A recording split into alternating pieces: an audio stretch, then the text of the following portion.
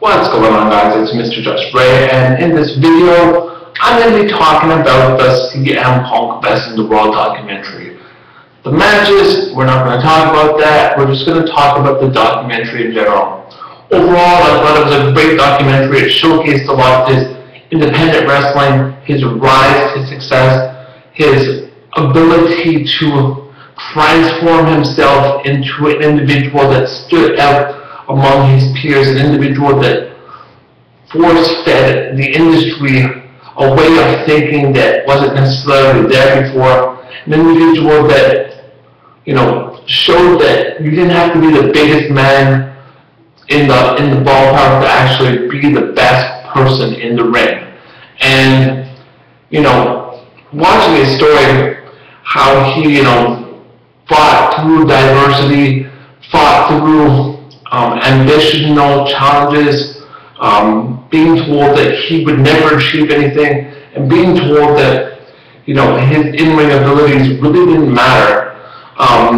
Definitely shone through in this documentary.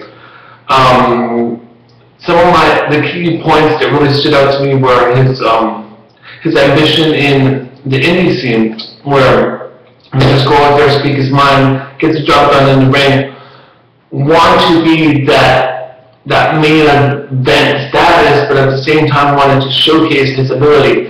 In my mind, it was sort of like the Ricky Dragon Steamboat, Randy Macho Man Savage match from WrestleMania 3, where they weren't supposed to be the main event, they weren't supposed to be the match that showcased the pay-per-view or the WrestleMania, but they took the spotlight away from that main event, and that's what CM Punk has done. He's taken his career and just said, you know what, I don't deserve to be at this medium level.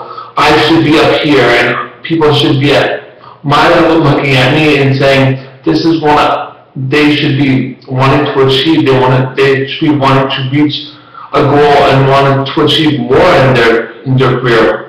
I thought it was great that they actually used ROH footage. I thought that it was great that they used indie footage.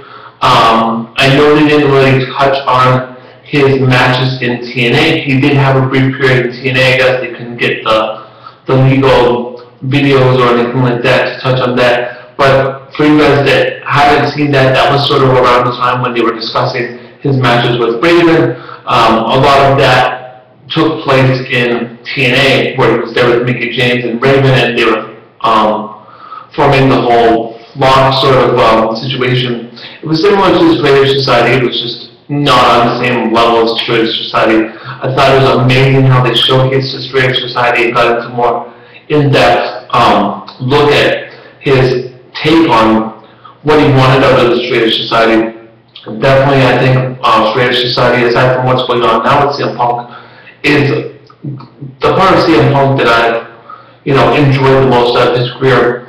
He was there captivating the crowd, there leaving people in awe of what he was saying and what he was doing. And I think that that's an important part of being a professional wrestler, being an entertainer, is being able to reach out to the people that you're talking to and have them like a puppeteer, you controlling the strings while they watch, and they not knowing what your next move is going to be, and them just waiting in awe to see what's going to happen next. And I think that with CM Punk's career, it's sort of been like that. You never know what's going to happen next.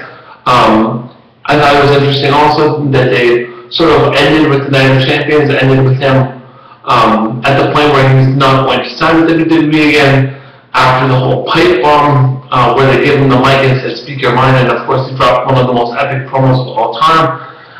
CM Punk definitely at the time had a lot of built-up aggression towards WWE and certain individuals in it, and I thought it was important for him to go out there and speak his mind.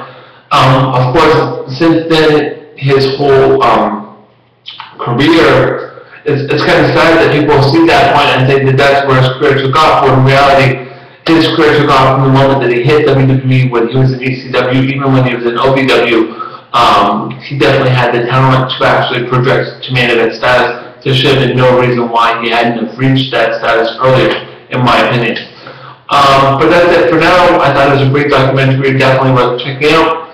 You guys comment below if you've checked it out, and let me know what you guys think, and catch you guys later. Comment and sub. Peace.